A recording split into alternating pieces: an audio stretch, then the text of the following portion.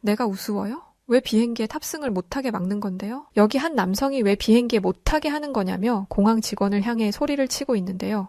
공항에는 뜬금없이 곡물들이 나뒹굴고 있고 그 모습에 많은 사람들이 당황해하고 있습니다. 과연 이 공항에 무슨 일이 있었던 걸까요? 안녕하세요. 저는 영국 스트롤 출신의 아비게일 그린이라고 합니다. 어릴 때부터 저는 멋진 승무원이 되는 게 꿈이었는데요. 성인이 된 지금은 결국 그 꿈을 이뤄서 영국의 브리티시 에어웨이 항공사에서 일하고 있습니다. 제가 어릴 때부터 승무원이 된다는 꿈을 부모님에게 밥 먹듯이 이야기했더니 하루는 부모님께서 승무원은 경쟁률도 굉장히 높고 특히나 사람을 상대해야 하는 일이기 때문에 쉽지 않은 직업인데 다른 걸 해볼 생각은 아예 없는 거니? 라면서 물어보실 때가 종종 있었어요. 하지만 저는 높은 하늘을 가로질러 날아가는 비행기의 모습을 볼 때마다 나도 언젠가 꼭 저 비행기 안에 올라타 저 비행기와 함께 하늘 높은 곳을 날아다니고 싶다는 생각이 있었고 그래서 전 제가 가진 꿈을 꼭 이루려고 노력했어요. 제가 살았던 도시는 영국 스트롤이라는 도시인데요. 스트롤은 헤브리드 제도의 헤브리디스 섬에 있어요. 제가 살았던 이 지역은 아름다운 자연 경관과 역사적인 유적으로 유명했고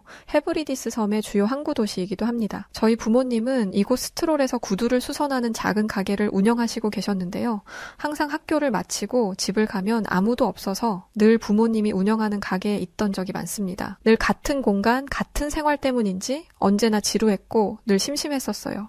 그러다 어느 날 하루는 저희 하늘 위로 굉음을 내며 날아가는 비행기를 보게 되었는데 하늘을 마음껏 날아다니는 비행기를 보면서 나도 저 비행기 안에 타고 있으면 어떤 기분일까? 라는 생각을 했고 저 비행기를 타고 세계를 돌아다니며 다른 나라 다른 도시들의 모습은 어떤 모습들일까? 늘 그런 마음이 한켠에 있었던 것 같아요. 아무래도 승무원이 된다면 업무의 특성상 제가 그렇게 타고 싶던 비행기를 매일같이 타야 했을 거고 그 비행기의 목적지는 영국이 아닌 다른 나라의 도시들일 테니까 제가 늘 마음속에 담아두던 걸 할 수 있게 해주는 유일한 직업이었죠. 나이를 먹고 저도 성인이 되어가면서 생각보다 쉽지 않은 승무원이라는 직업에 좌절했던 적도 많았습니다. 어디 여행을 떠나보려고 해도 부모님의 구두 수선 가게는 소득이 낮아서 어디 해외여행이라는 것을 생각할 수 없는 형편이었고 설령 여행을 떠난다고 해도 다른 나라에서 지내면서 소비해야 하는 비용을 감당해내는 게 쉽지 않았기 때문이었죠. 심지어 저는 영국에서 태어난 영국 사람인데도 수도인 런던에 조차도 가본 적이 없었어요. 런던을 가려면 제가 사는 스트롤 공항에서 직항 비행기를 타고 갔을 때 2시간 정도가 걸리는데 당연히 비행기 탈 만한 여건이 되지 않았기 때문에 만약 스트롤에서 페리를 타고 본토까지 가는 방법으로 가게 되면 3시간을 달려 다시 기차와 버스를 타서 런던으로 이동해야 하는데 많이 걸리면 8시간까지도 걸리기 때문에 제가 사는 지역에서 런던까지 가는 것도 쉽지만은 않았어요. 저는 그런 이유로 승무원이 되기 위해서 차근차근 준비해 결국 제가 꿈꾸던 항공사 승무원이 될 수 있었는데요. 그때 합격 통보를 받았던 당시에 얼마나 기뻤는지 지금 생각해도 가슴이 벅차오를 정도예요. 저의 합격 소식을 들었던 아버지는 우시기까지 하셨는데 제가 항공사 취직으로 기숙사로 떠나던 날 아버지가 제 손에 두툼한 봉투를 주셨었어요. 그 안에는 그동안 부모님이 구두수선일을 하며 한 푼 두 푼 모았던 종잣돈이 들어있었죠. 이 돈을 벌기까지 그렇게 고생하셔 놓고는 하나뿐인 딸이라고 모아둔 돈을 저에게 가져가라며 주신 거예요. 떠나기 전날 밤에 저는 얼마나 울었었는지 몰라요. 저는 다음 날부터 항공사 입사 후에 정말 많은 시간을 혹독하게 훈련받았습니다. 승무원 하면 뭔가 단정하면서 화려하고 왠지 모르게 프로페셔널하게 느껴지곤 했었는데 막상 승무원이 되고 나서 보니 겉으로 보던 것과는 다르게 승무원으로서 갖추어야 할 모습과 자세, 말투까지 사실 쉽지 않더라고요. 또한 고객들이 보이지 않는 곳에서 땀을 뻘뻘 흘리며 굳은 일들도 도맡아 해야 하는 고된 직업이었어요. 뭐 그래도 이렇게 힘들지언정 제가 어릴 적부터 바래왔던 것들을 현실로 만드는 것은 틀림없었죠. 높은 하늘을 날아올라 세계 각국을 가볼 수 있었기에 그 자체만으로도 만족하고 행복했습니다. 평소와 다르지 않은 어느 날 저는 항공사 팀장님으로부터 전해 들었던 이야기로 눈이 동그래져 궁금한 토끼 마냥 궁금해서 어쩔 줄 몰라 하던 일이 있었는데요. 바로 저희 비행기에 동양인 관광객들이 단체로 탑승할 거라는 이야기 때문이었는데요. 태어나서 동양인들과는 대화 한마디 해본 적 없었던 터라서 과연 동양인들은 어떤 성격을 가진 사람들일까 하는 궁금증이 생기더라고요. 그런데 저와 함께 있던 승무원 선배님이 외마디 비명을 지르며 어쩔 줄 몰라 하셨어요. 그 모습을 보던 팀장님은 승무원 선배가 왜 저러는지 이해하기 하겠는지 한숨을 길게 내쉬더니 자리를 떠나셨었는데요. 외마디 비명을 질렀던 선배 말고도 다른 선배님들까지 모두 이런 상황이 너무 걱정되고 우려스럽다면서 대체 이해할 수 없는 엉뚱한 말들을 늘어놓기 시작하셨었습니다. 제가 선배에게 왜 그러시는지 알려달라고 이야기했더니 선배는 이런 말씀을 해주시더라고요. 예전에 한번 중국인 관광객들이 단체로 비행기에 탑승했던 적이 있었는데 그때 그 중국인들 때문에 말도 못하게 고생을 했었다고 하더라고요. 아무리 친한 사람들끼리 단체로 비행기를 탔어도 자신의 자리에 올바르게 착석해서 안전벨트도 매고 해야 하는데 그들은 내키는 대로 아무 곳이나 가서 자리에 앉았고 3명이 나란히 앉을 수 있는 자리에 4명, 5명씩 가서는 껴안고 있는 경우도 있었다고 하더라고요. 그리고 좌석 위에 물건을 비치할 수 있는 공간이 부족할 정도로 대체 무슨 이런저런 잡동사니 짐들이 많은지 다른 사람이 짐을 넣어야 하는 공간까지 모두 차지해서 난처한 경우도 한두 번이 아니었다면서 동양인이라면 치를 떠셨었는데요. 뿐만 아니라 먹었던 음식들을 죄다 비행기 바닥에 버린 터에 중국인 단체 관광객이 내렸을 때 정말 비행기 안이 거의 쓰레기장 수준이었다면서 태어나 그런 사람들을 난생 처음 겪어봤다면서 학을 떼셨어요. 그때 옆에 있던 또 다른 승무원 선배는 자신은 중국인 관광객 커플이 자신이 탔던 비행기에 탄 적이 있었는데 그 중국인 커플 좌석이 서로 달랐는지 떨어져 앉아야 했는데 중국인 남성이 자신의 지정석에 앉지 않고 중국인 여성 옆자리에 그냥 앉았었다고 했어요. 그래서 그때 선배는 본인 자리에 착석하셔야 한다고 이야기를 했는데 그 중국인 남성은 대뜸 중국말로 자신을 향해 막무가내로 뭐라고 소리를 질렀었다고 했었는데요. 자신의 여자친구 옆자리에 지금 아무도 없는데 아무도 없는 빈자리에 앉아서 갈 수 있는 거 아니냐면서 엄청 따졌대요. 그러면서 돈을 내라면 낼 수도 있다면서 자신이 돈 없는 가난뱅이처럼 보이냐며 난동을 피워서 엄청 고생했었다는 푸념을 늘어놓으시더라고요. 그러면서 그들은 왜 이렇게 싸움들도 많이 하는지 동양인 관광객들이 단체로 비행기를 타면 무조건 한두 차례는 자기네들끼리 다툰다고 하더라고요. 그러면서 선배가 저에게 마음을 단단히 먹어야 한다면서 아마 못 볼 꼴 많이 볼 수 있으니 긴장하라면서 말이죠. 선배의 그 이야기를 듣고 나니까 괜히 저도 겁이 나더라고요. 대체 어떤 사람들이길래 이렇게까지 선배들이 기겁할 정도로 걱정을 하는 건지 궁금하면서도 한편으로 걱정도 되면서 온갖 생각들이 교차했었는데요. 이번에 저희 비행기에 탑승하는 동양인 관광객들은 중국인들은 아니었고 한국인들이라더라고요. 그 소리에 선배들에게 이분들은 한국인 분들이라는데 괜찮지 않을까요? 라면서 선배들에게 물었더니 솔직히 전에 탑승했던 관광객들 사이에는 중국인들, 한국인들 다 섞여 있었어서 그렇게 난동을 피웠던 사람들이 어느 나라 사람인지 잘 모른다면서 여하튼 같은 동양인들이니까 긴장 풀지 말고 정신 바짝 차리라고 하더라고요. 저희 비행기의 문이 열리고 드디어 관광객들이 하나둘 모습을 보이며 저희 비행기에 탑승하기 시작했는데요. 선배들의 얼굴에는 웃음도 섞여 있으면서 뭔가 걱정이 한가득 있는 불편한 표정들도 볼 수 있었어요. 저 또한 선배들에게 들은 게 있다 보니 괜히 긴장이 더 되고 그래서 손님을 향해 웃어야 하는데 표정이 자연스럽게 나오지는 않더라고요. 비행기에 드디어 검은색 머리를 한 동양인들이 하나둘 올라타기 시작했는데요. 실제로 눈앞에 마주하고 나니까 더 긴장되고 그러더라고요. 탑승하는 승객들의 티켓을 보여달라고 하면서 확인하는데 손이 어찌나 떨리던지 주체할 수가 없더라고요. 그런데 그때 한국인 여성 탑승객이 제가 손을 너무 떨고 있자 갑자기 제 손을 잡으시더니 손을 너무 떠신다면서 괜찮아요? 하고는 비행기 안으로 들어가시는 거였어요. 순간적으로 저는 뭐지 싶었는데 속으로 이 정도로 벌써 떨면 안 된다는 신호를 보낸 건지 더 걱정이 되더라고요. 여하튼 그렇게 막힘없이 손님들은 비행기에 올라타고 있었는데 제 맞은편에 있던 선배가 고개를 갸우뚱하더라고요. 그 모습에 제가 왜 그래요? 하고 물었는데요. 중국인들이 비행기에 탑승했을 때는 항상 티켓을 손에 들고 있지 않아서 매번 가방을 뒤지거나 주머니를 뒤지는 행위 때문에 늘 탑승이 밀리고 지연됐었는데 이상하게 이번에 탑승하는 한국인 분들은 그런 게 없다면서 좀 다르다고 하시더라고요. 그러면서도 뭐 같은 사람이 아니니까 조금 다를 수도 있는 거겠지 하시면서 분명 좀 있으면 난동이 시작될 게 분명하다고 말씀하셨죠. 하지만 탑승 인원이 전원 비행기에 올라타고 자신의 좌석을 찾아 착석하는 게 너무 자연스럽고 빠르게 진행되었었는데요. 그러면서 자신의 좌석 위에 있는 짐칸에 짐을 넣으면서도 남의 공간을 차지하지 않도록 신경 쓰면서 짐들을 넣었고 짐이 커서 부득이 타인의 공간을 침범할 때는 옆 사람에게 양해까지 구하는 매너 있는 모습까지 보여줬었어요. 승무원으로 그런 과정에서 생길 수 있는 분란들을 챙겨야 하는데 막상 한국인들은 스스로 다 알아서 하는 모습들 때문에 저희가 딱히 뭘 할 것도 없더라고요. 선배들을 보니까 선배들도 저와 다르지 않았는데요.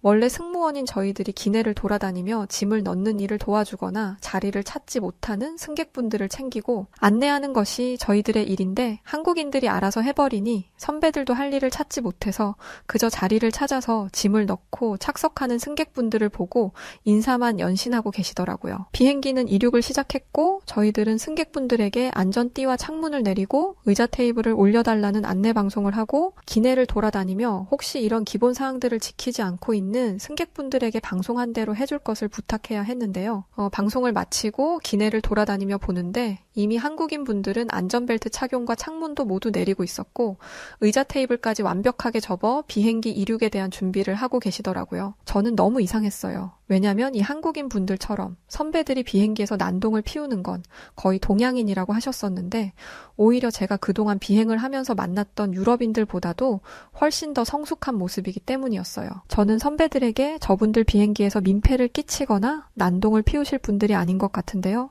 그때 난동 피운 사람들이 동양인들이 아닌 거 아니에요? 혹시 라면서 물었거든요. 제 말에 선배들도 자신들도 이런 모습은 지금 처음이라면서 되게 신기해 하시기만 했지 이렇다 할 답을 못했었어요. 저희는 곧이어 기내식을 준비했는데요. 그런데 한 선배가 저에게 다가오더니 이런 말씀을 하더라고요.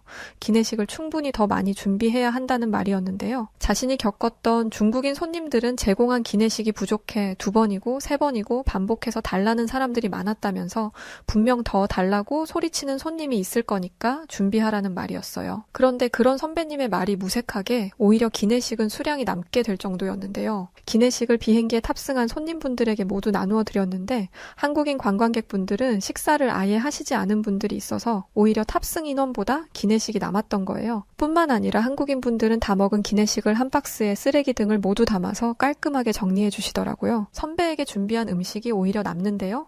라면서 물었더니 자신이 겪었던 중국인들은 기내식을 주자마자 뚜껑을 열어서 개걸스럽게 먹어치우기 바빴고 모자라 몇 번을 더 달라고 했던 사람들도 많았는데 어떻게 한국인들은 저렇게 신사 같은 모습을 보이는 건지 알다가도 모르겠다고 하시더라고요. 식사를 마친 기내식을 정리하는데도 이미 한국인 분들이 테이블 위에 모두 정돈을 해두어서 손쉽게 다 먹은 기내식들을 정리할 수 있었는데요. 그때 한 선배가 기내를 돌아다니며 바닥을 계속 내려다보는 거예요.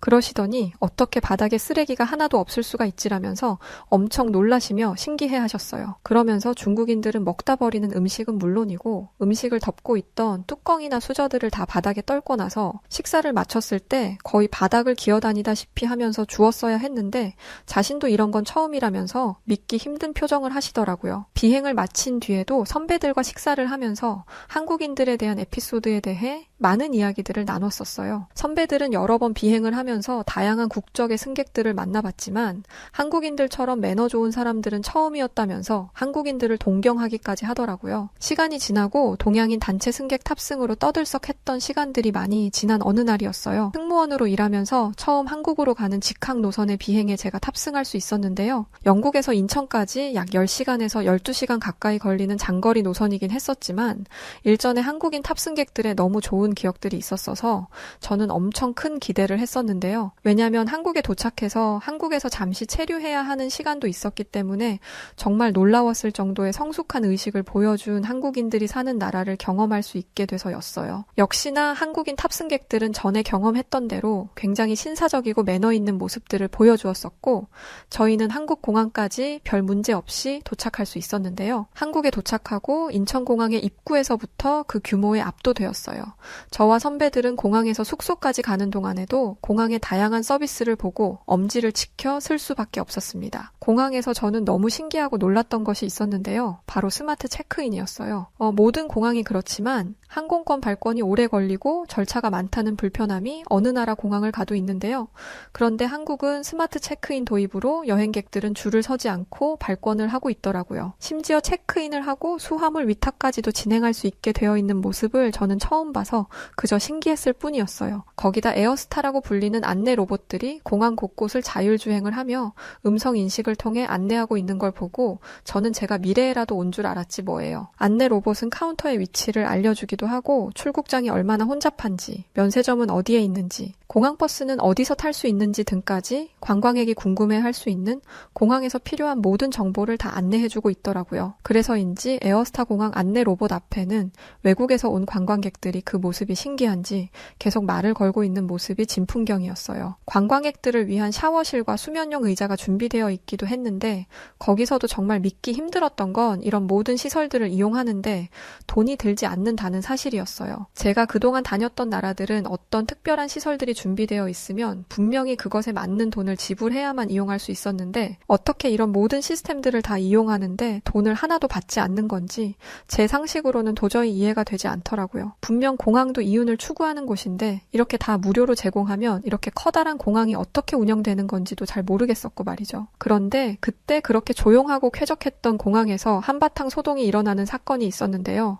한 승객이 자신의 캐리어를 발로 차면서 공항 직원과 소리를 지르며 다투고 있었기 때문이었어요. 이게 대체 무슨 일인가 싶어서 저와 선배들은 그곳을 향해 갔는데 그곳에는 쌀포대가 잔뜩 있었는데 한 쌀포대가 터져서 공항 온 바닥에 쌀들이 나뒹굴고 있는 거예요. 공항 직원은 휴대 수화물 무게가 기준치를 초과해서 탑승을 제지했었는데 그 탑승객의 가방 안에는 쌀을 비롯한 여러 가지 곡물들이 실려 있었어요. 탑승을 제지받은 승객은 자신이 잘못해서 탑승을 제지받는 건데도 미안한 기색 하나 없이 자신을 왜 막냐며 난동을 피우는 거예요. 알고 봤더니 공항에서 난동을 피운 사람은 중국인이었는데요.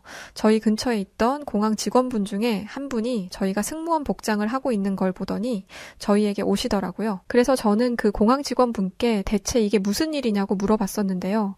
한국인 공항 직원분은 요즘 중국인들 사이에서 한국행 비행기에 쌀을 싣는 게 유행처럼 번지고 있다는 이야기를 해줬었어요. 이 중국인들은 중국하고 한국으로 오고 가면서 한국에 살고 있는 중국인들에게 곡물을 파는 사람들이라고 하더라고요. 지금 난동을 피우는 사람도 중국 관광객이 아니라 곡물만 전문적으로 판매하는 사람이라면서 곡물을 운반하려다 무게를 초과해서 탑승을 제지당한 건데 저렇게 난리를 피우고 있는 거라고 했었어요.